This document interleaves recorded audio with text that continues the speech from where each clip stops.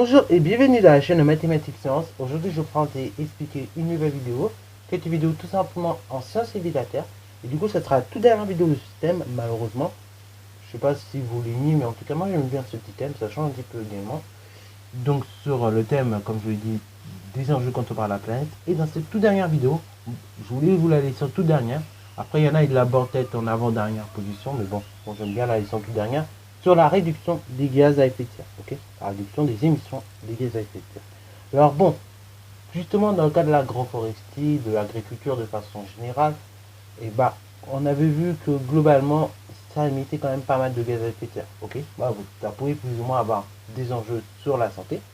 Et donc aujourd'hui, mine de rien, il existe pas mal de solutions pour limiter l'émission des gaz à effet de serre et donc de polluants, ok? Bravo. Et donc, justement, au niveau des pesticides, notamment qui sont utilisés en agriculture conventionnelle, et ben ces pesticides vont être présents en plus grand nombre, ok? Et souvent en petite quantité. C'est-à-dire que vous allez en avoir souvent, mais en petite quantité, ok? Et ça, dans tout l'environnement où on a de l'agriculture conventionnelle, c'est-à-dire que vous allez avoir beaucoup de pesticides dans petit nombre, ok? Voilà. En revanche, en agriculture biologique, et ben vous avez certaines pratiques qui vont être utilisées, ok? Voilà, comme on avait vu donc dans la précédente vidéo, où on va diminuer comme ça l'utilisation des pesticides ou encore protéger les plantes et enrichir la biodiversité.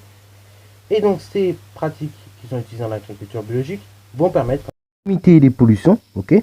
Mais non seulement en plus de permettre de limiter les pollutions, ça va limiter du coup par conséquent les émissions de gaz à effet de serre au niveau des pratiques pour l'agriculture biologique. Et il faut savoir que mine de rien, même si ça pollue moins, ça relâche tout de même un petit peu de gaz à effet de serre, ok? Certes, beaucoup moins que dans les autres pratiques, comme l'agriculture de conservation, mais ça va quand même relâcher un petit peu de gaz à effet de serre. Donc, mine de rien, cette méthode, vous voyez qu'elle va pouvoir un petit peu retenir les émissions à effet de serre. Et au niveau de l'agriculture, justement, d'agriculture notamment conventionnelle, qu'est-ce qui va se passer au niveau des gaz à effet de serre et tout? Et on peut constater que l'agriculture conventionnelle, c'est une agriculture qui aura une forte émission en gaz à effet de serre.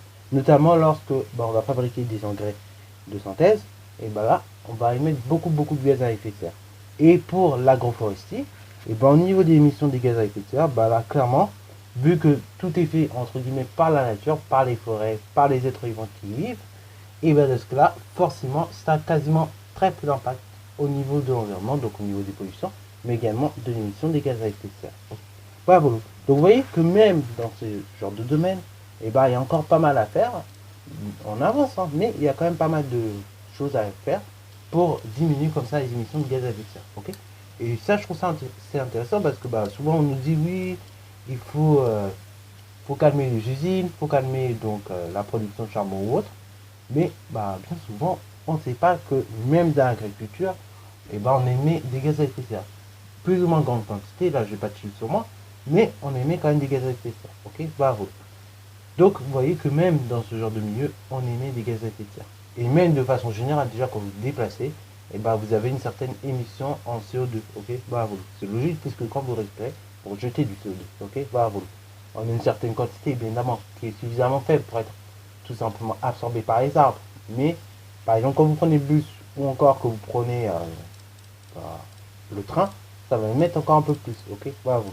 Toujours de façon, ça peut aller encore. Mais quand vous prenez la voiture, c'est déjà un petit peu plus que si vous prenez le train ou que si vous marchez au contraire.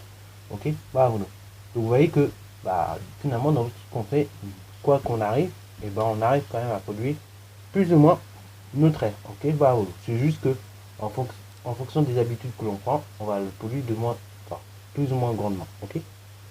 Bon, sur ce, c'est la fin de cette toute dernière vidéo. Donc du coup, on commencera un nouveau thème sur le corps humain et la santé, donc d'ici le mois de mai.